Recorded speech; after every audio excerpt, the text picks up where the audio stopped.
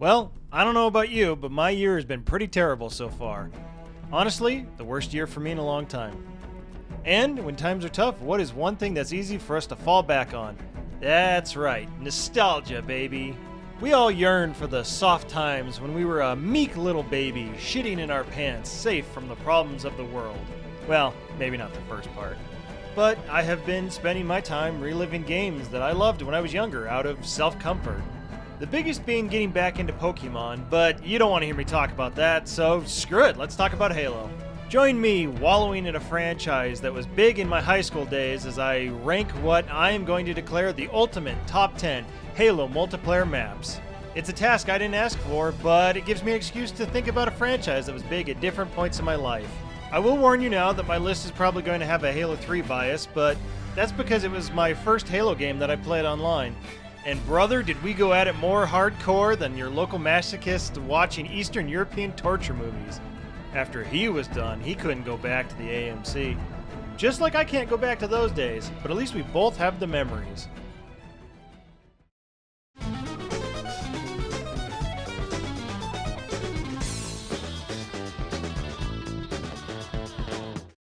Let's start with High Ground. This is one of those maps I think about, but you know, I have to admit, if it wasn't for the personal memories, yeah, it's probably unmemorable. I mean, they never tried to recreate it for later Halo games, but I've always liked High Ground. Design-wise, it sits on a lake, which is already a pleasant surprise. I mean, how many coastal maps are there on an ocean versus this one on a lake? But then, it's on this rocky little enclave on that lake. Kinda like a secret little grotto that has been defended. I like the look of the walled base built into the hill. Just a cool fortified position. But hey, they also found a way to create these holes so there's organically other paths besides the gate choke point. Approaching from the bunker versus the gate versus the pipe, they all feel different. Gameplay-wise, this map fills a very specific niche that goes underused. This map is not symmetrical. That means that when this map was designed, it was made with one flag and other single objective modes in mind.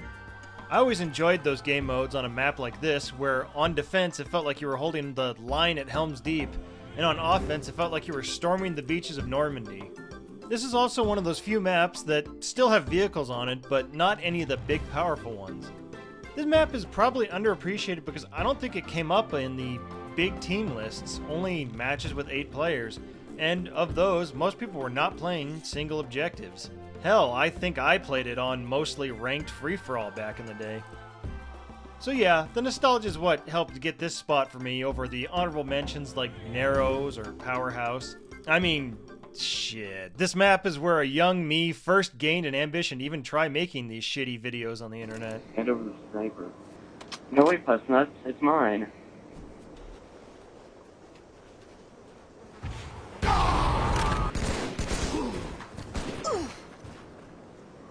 Hey, you want the snipe?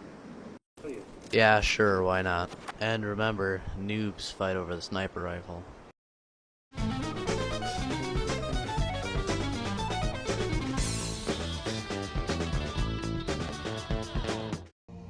Many of those same nostalgia points also apply here for Construct, but I think overall this is a slightly better map.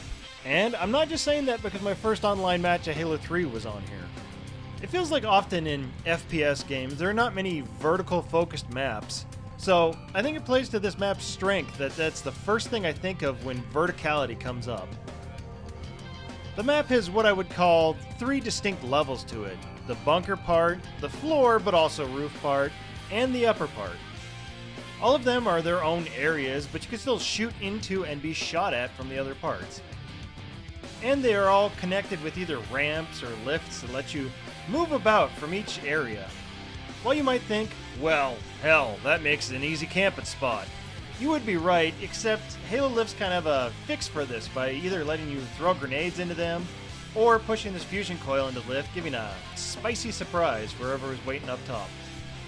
I also wanted to say, I like the look of this map. It's got a bright, sunny atmosphere and lighting to it that normally is reserved for more natural plant maps. But here we get this in a constructed area. And this construct is neat with its glass and panels. Also, I think it's funny that this map is like the only Halo 3 map with a flamethrower on it. Yeah, I bet you forgot that was even in the game. Next, you're going to tell me you forgot that promise you made to your mother. Yeah, that's right. You told her you were going to clean out the garage. But you forgot, didn't you? You sicken me.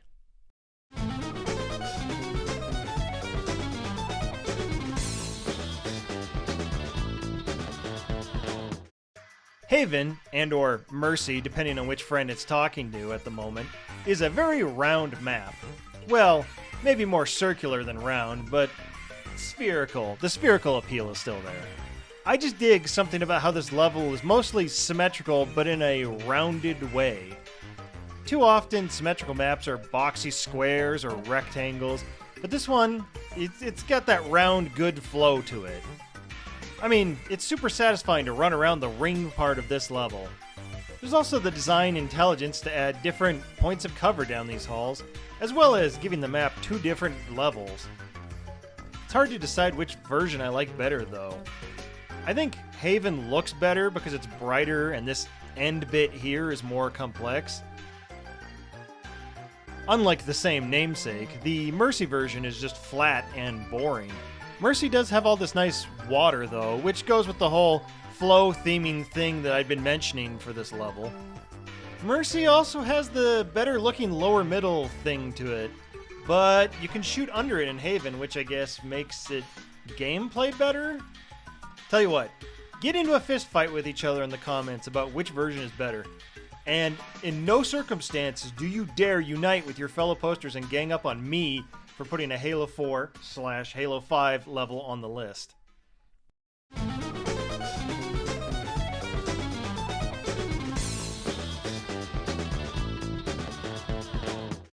Boardwalk might be the only default Reach map that I remember fondly.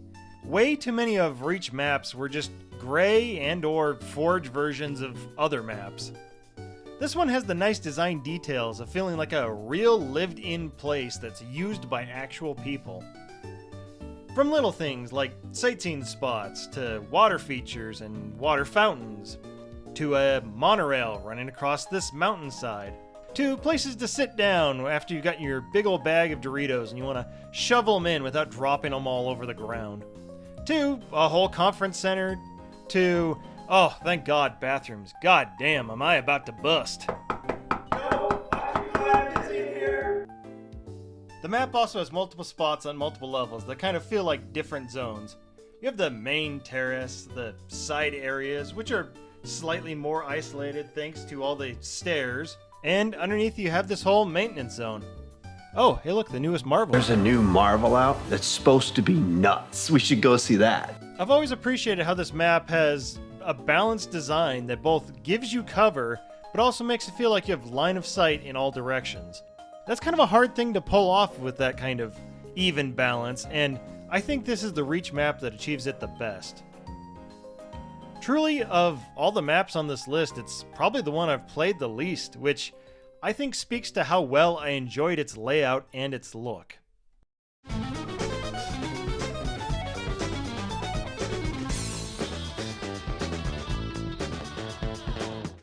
The best looking Reach map, however, was Reflection, which is a Halo 2 map of Ivory Tower. This map is entirely indoors, and again, is a map that I think does vertically well. Right off, the most famous thing of this map, the elevator. Welcome to the elevator. Naturally, you'd want to ride it up yourself, but you also have the option of tossing a grenade to ride it up, or even pushing this coil onto it. You're not just limited to that, there are multiple lifts and ramps that you can use, constantly making you mobile, leading to a very fluid combat on this map as everyone tries to get to, take, or retreat from the high ground. Visually, without a doubt, Reflection is the better looking version. It just uses such bright and warm colors that it seems like no maps in any game of that era used. That era being the brown and bloom Bloody screen so real. era. Even on the original, there was something nice about the sunlight shining through. And you know what? The concrete and wood does have its own charm. But for my money, I dig this white and wood and glass look instead. Honestly, it feels almost like the inside of a museum or an art installation. The middle bit is also way better, taking on the whole Zen garden look. and even has more levels to it, making it more tactily interesting. The water features are also more detailed, but who knows if it's running that super fish AI. The back behind the elevator also has more detail, including these vending machines. I can't say if this is where it started, but this is where I noticed that I love looking at vending machines in video games. I love checking to see, did the devs put some kind of funny options on there? Did they come up with a in-universe Dr. Pepper knockoff? Or did they just put blurry, unreadable buttons? It's like my own secret metric of how much care to the details did the dev do. And I always got the impression that with Halo, Bungie really cared.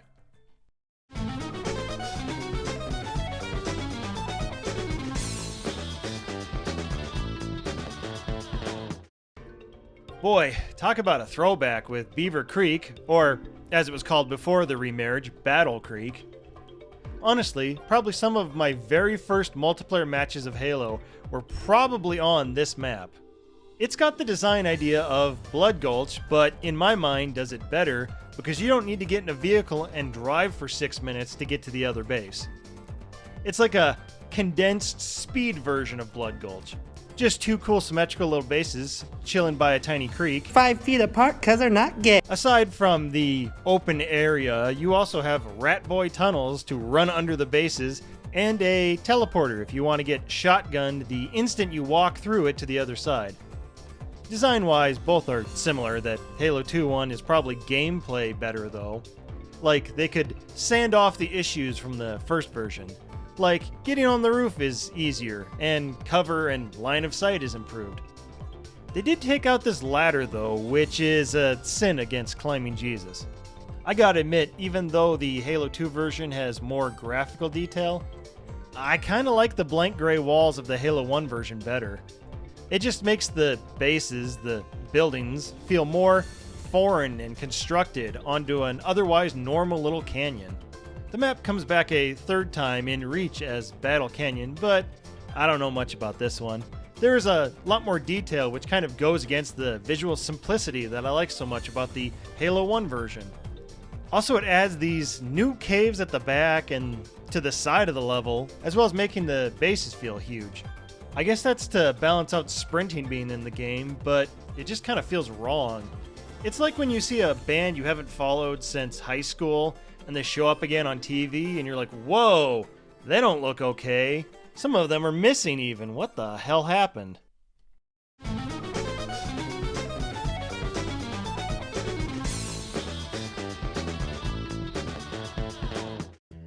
Now, here we go. Hang 'em high. When I think of Halo 1 maps, this is the first one that instantly comes to mind. While I get that some people might say it's not good or they don't like it, they can't deny that this thing is iconic. This map is so iconic it's in 4 Halo games. This is the map where many of us learned about the power of the Halo sniper rifle. These are also the grounds where many of us learned that our friend was a screen-peeking little son of a bitch. This is a big open room with little tombstone covers and opposing towers and walkways. The reason why younger me thought this was so cool is this shit right here is prime Halo ideology. This is a weird foreign alien structure of unknown purpose, and it's made of this smooth, bizarre metal. It's both sterile but open with these huge windows, and you can not only see the stars and space outside, but even the very ring that the structure is on. It was super impressive to child me who still had a sense of imagination by touching on a liminal sense that the children these days love to indulge. The Halo 2 version is unfortunately not as cool visually, becoming very brown, but that's because we're on Earth now instead of the wild reaches of space.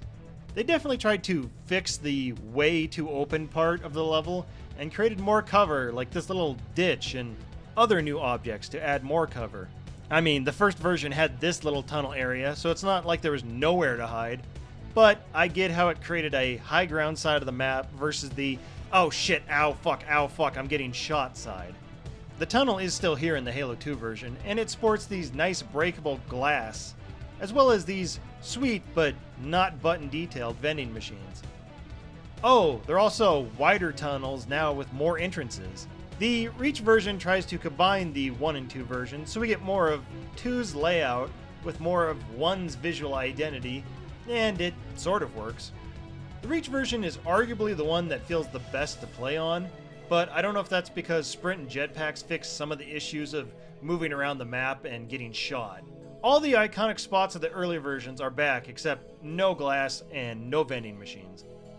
No, instead you get this big torment nexus on the map that's kind of annoying, and I swear is putting a dust effect on the screen.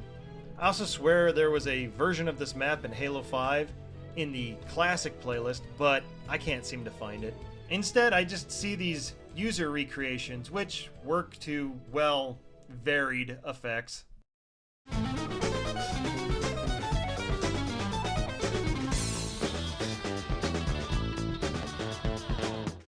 As noted in my least watched video, the Top 10 Deserts video, I like big sandy traps.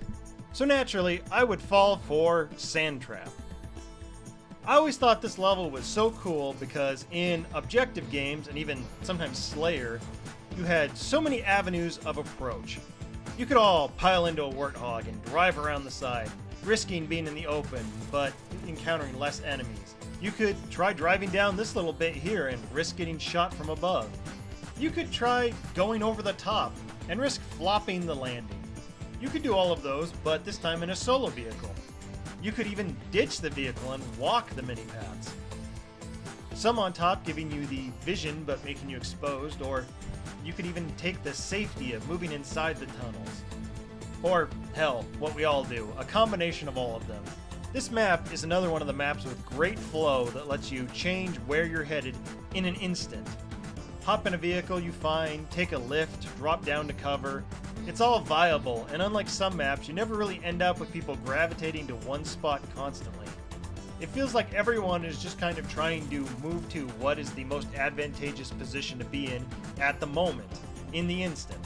Then, on top of it, you have some fun, uniquer features on the map, such as the elephants, which are massive slow vehicles that serve as your flag base, but drivable. So you can get it closer to your enemy for easier scoring at the risk of your own flag being taken, or you can try and move it away just to annoy them.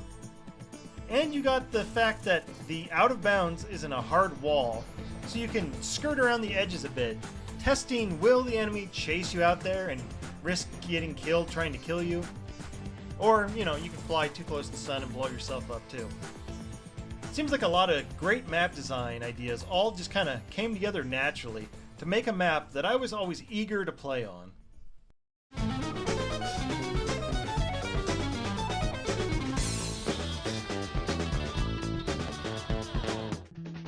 Man, how do I even do Valhalla the honor of talking about it? I mean, it is probably the most glazed Halo map of all time, brought back as Ragnarok and a forged version in every Halo since. And for good reason. It's basically Blood Gulch, but better. 2 bases and a little enclosure, not Beaver Creek little, but still smaller. It's even enough to feel balanced, but distinct enough not to be boring. One side sits on the lake with 2 rock passes flanking it. The other side sitting at the base of a waterfall, also with 2 rocky passes on the sides. But magically, by shape and location, they feel different. In the middle, the high ground, giving you line of sight for getting there, and creating some kind of visual blockage so you don't have the unfairness of being able to see all the way to the other side. This map is also well balanced in my opinion for heavy vehicles. Wraiths feel good here because you can take blind shots over the middle, or risk it and get up there for better aimed shots. Then you also have the Banshee, which in the best matches actually feels like an active combatant that you can fight and even eliminate when on foot, versus some of the other maps where it just feels like they're flybying your zip code with bombs that you can't stop. Then you have your faster Warthogs and Mongoose. All of these play together to make it feel like vehicle use is in check, and no one vehicle goes on a murder streak for too long. Well, as long as the enemy team isn't stealing your vehicles as well, but that's just a skill issue. Visually, this one stuck out in Halo 3 because it felt like this was a battle in a huge forest, which, granted, it did have more trees, on it than other maps, but it wasn't that crazy. Not as crazy as the time I joined a guy's modded lobby and he had this map filled with trees. No, it does feel grounded in reality with just enough Forerunner structures to remind you where you are. The bases themselves jut out to remind you that nature has been carved apart, but more so this giant wall that serves as one of the barriers. Halo 4 has the nicer appearance. I mean, the rocks are rockier and the grass is grassier, but layout-wise, the two are basically identical. The only major difference that I can think of is Ragnarok adds in the Mantis, which admittedly I don't care for. I feel like the shot limitations of the Wraith was better suited for this map, and the Mantis is just too mobile by comparison. And I swear I've played some matches on Ragnarok where there was both the Mantis and the Wraith, which at that point feels like that is way too many heavy vehicles in play at one time.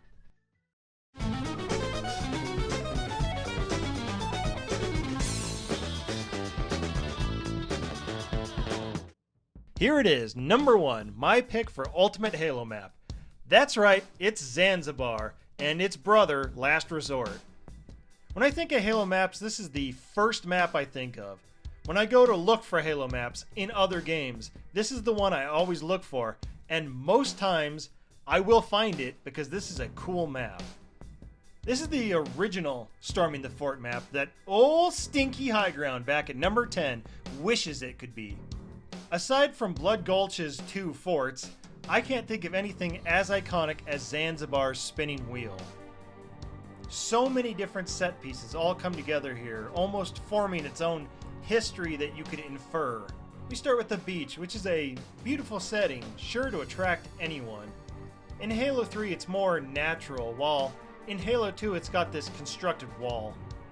This is next to the older stone wall and tower. We can infer that whatever fort originally stood here, this was its original wall. Then, going inside, we see as antiquity gives way to modern functionality. At some point, this new building was built with this giant wheel in it. This new building serving to generate electricity. And we could tell this by the power thingies on the inside in Halo 2. And we can really tell it by the details in Halo 3, looking at these transformers and this whole array here. This base has seen battle, which has created organic paths, much like high ground. You have a hole in the building here, preventing bottlenecking, as well as holes on this side and holes in the old stone wall. This map is fantastic to play on one-sided objectives because it really does feel like you're infiltrating a complex or holding the fort to the very last man, but without the same tiny scale feeling you get from high ground. Want to sneak in trying to hug the edge? Go for it. You want to knock down this ramp, alerting everyone but making a shortcut? Hell yeah. Want to plow in there with a ghost? Plow away, my guy. This map is big enough to warrant more vehicles than just a mongoose. And with interactive objectives like this gate, there kind of is a purpose for slamming foot to the pedal. And in Slayer or free-for-all modes, this map is still fun as hell. A great mix of open scoping areas, indoor shotgunning areas, and smooth transitions between the two. At no point do I think, oh, this part of the map sucks, I don't want to be here. Some great memories exist just from looking at this place.